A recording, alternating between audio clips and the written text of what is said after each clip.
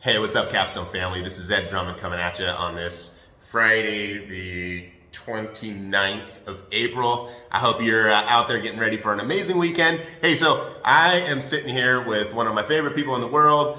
He's sitting over here to my left and your right.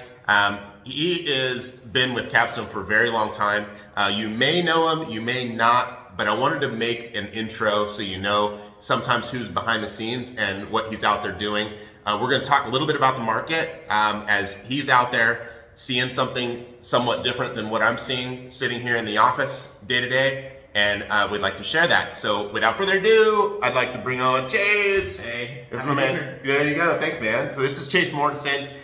Chase, tell us a little bit about what you do and who you are. Yeah, so I am a buyer's agent here at Capstone. I also work with sellers too, but I live in Tempe and really go around the whole Phoenix metro area helping the majority of buyers.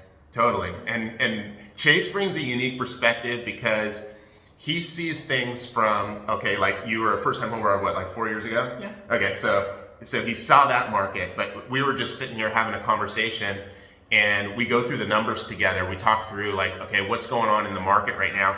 And it was interesting because we brought up what happened the last time we saw some fluctuations in the market. And Chase, sorry dude, you're younger. He's like, well, I was in high school. And I was like, oh shoot, I guess, I guess that kind of, I guess you didn't see what was going on there. But we were talking about negative AM loans and what happened when we saw negative AM loans imploding and what was going on with the market then, and all kinds of things, and how that differs from what we're going to be seeing moving forward with this market.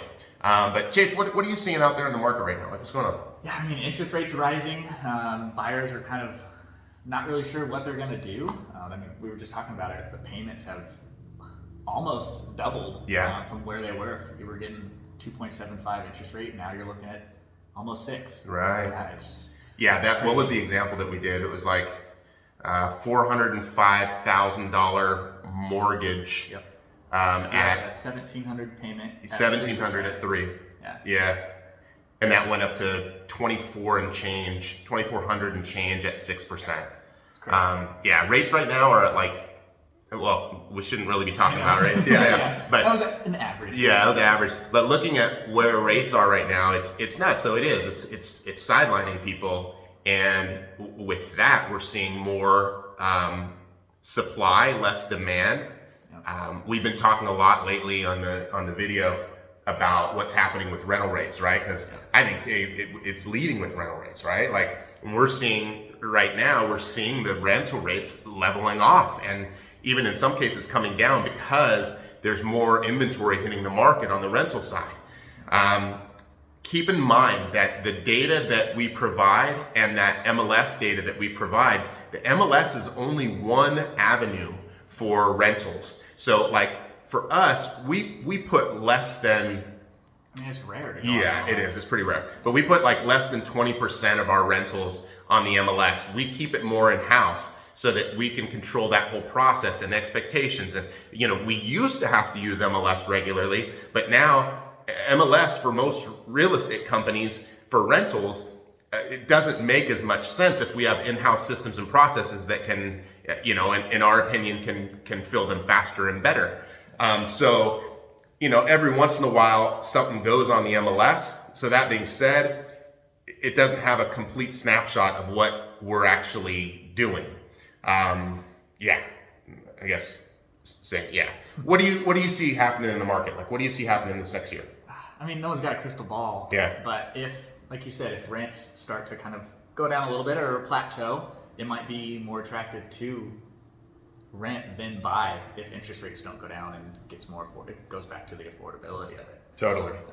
Yeah, and I think you just nailed it there. It's that affordability. If renters can, rent instead of buying, then that may make more sense to them. In addition, I think as rents are going up, all those institutional buyers and hedge funds that we've been talking about that have been buying all these properties, the numbers may not look as attractive to them anymore if they're not going to be able to push that price and get the returns for their investors that they have been getting in the past or expecting.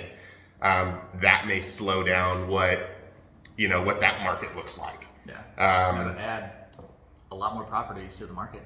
Yeah, it always seemed in the past though that the market was always driven by the top end, right? Like luxury properties, whatever they were doing was what it would trickle down. It seemed, but it almost seems backwards now. It almost seems like the bottom is going to dictate what happens at the top, and I don't know. Let's see what happens. Yeah. But that's my prediction.